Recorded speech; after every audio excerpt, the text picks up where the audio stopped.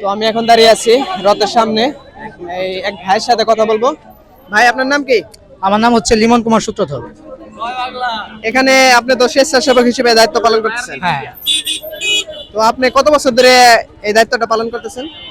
আমরা যারা স্বেচ্ছাসেবক আছি প্রতি বছরই আমরা এই দায়িত্বে থাকি সকাল থেকে সন্ধ্যা পর্যন্ত। আর আমাদের এই শ্রী শ্রী যশো মাধবের রথযাত্রা 400 বছরের ঐতিহ্য। এটা আমাদের কাছে একটা গর্বের বিষয়।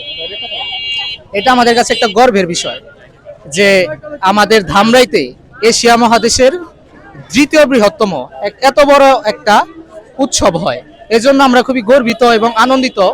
এবং আজকে এই রথযাত্রার মাধ্যমে অনেক ভক্তের সমাগম হবে। হ্যাঁ, শ্রী শ্রী যশো মাধব সবার মঙ্গল করুক। আর আমাদের রথযাত্রা 5টা 5:30টার দিকে শুরু হয়ে যাবে।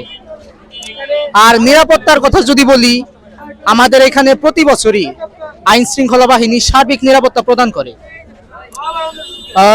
আমি কখনো দেখি নাই যে এখানে কোনো দুর্ঘটনা আজ পর্যন্ত ঘটছে এই রথের মাধ্যমে।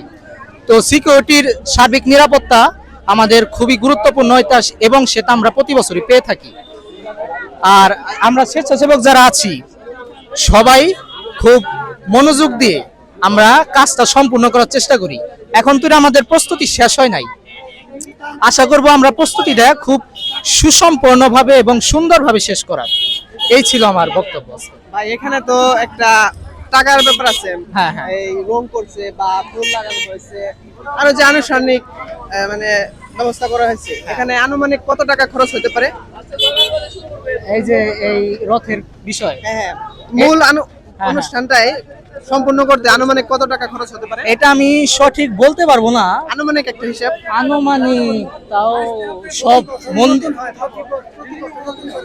হ্যাঁ, হ্যাঁ, হ্যাঁ, প্রতি বছরই রং করে। তো এটা আসলে বাজেট আমার ঠিক জানা নাই। তাও যদি আনুমানিক বলি তাও 10-15, না 10-15 হাজার টাকা রং তুলি আবি যাবি। আরো বেশিও লাগতে পারে, আই ডোন্ট নো, আমি ঠিক জানি না। তো এটাই ছিল। আর এখানে তো 1971 সালে রথ একটা ছিল, সেটা পুরানো হয়েছে। হ্যাঁ, হ্যাঁ, পাকিস্তানি আনাদার বাহিনী ভেঙে দিয়েছিল। এটা আবার পুনঃসংস্কার করা হয়েছে মেবি 2010-এ। হ্যাঁ, স্থানটা তো এটাই। এটাই। হ্যাঁ, আগের রথ আপনি গুগল ম্যাপে সার্চ করলে পাবেন। আগের রথটা এটার থেকে আরো বেশি বড়। আর এই রথটা কি এখানেই থাকে নাকি পরবর্তীতে এই অনুষ্ঠানটা সম্পূর্ণ হওয়ার পরে অন্য জায়গায়? না, এই রথটা প্রতি বছর এখানেই থাকে এবং এই রথের মাধ্যমে এই জায়গার নাম হয়েছে রথখোলা। জি।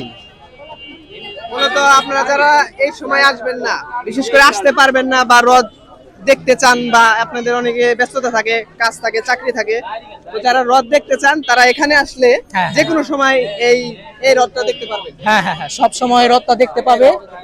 আর যারা ভক্তবৃন্দ আছে তারা রথ ছুঁয়ে প্রণাম করে, যারা বিশ্বাস করে ধর্মকে।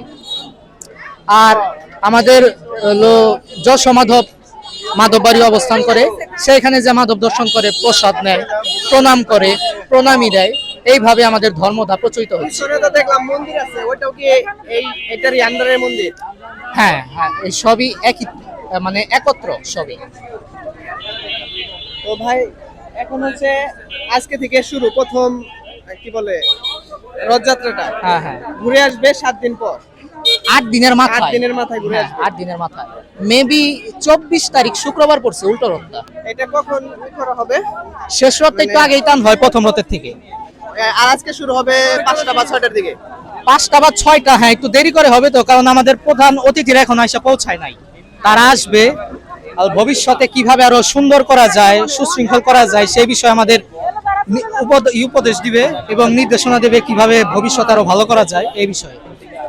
এই রথের মূল উদ্দেশ্যটা কি? মানে একটা থাকে না উদ্দেশ্য, ধর্মীয় দৃষ্টিকোণ থেকে মূল উদ্দেশ্য কি?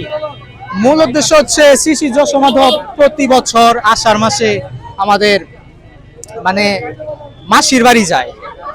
যাত্রাবাড়ি একটা মন্দির আছে, ওইখানে 7 দিন থাকে। আবার 7 দিন হয়ে গেলে 8 দিনের মাথায় ব্যাক করে নিজের বাড়িতে ফেরত আসে। এটার মাধ্যমে যারা ভক্তরা আছে এই দড়ি টাইনা নিয়ে যায়। আমরা বিশ্বাস করি যশো মাধব তাদের মঙ্গল করে এবং সকলের মঙ্গল প্রাপ্ত হয়। এটাই। এই রশি দিয়ে যে টানা হয়, হ্যাঁ, হ্যাঁ। আনুমানিক এখান থেকে কত দূর পর্যন্ত রশিটা থাকে বা কত জনসংখ্যা থাকে তখন?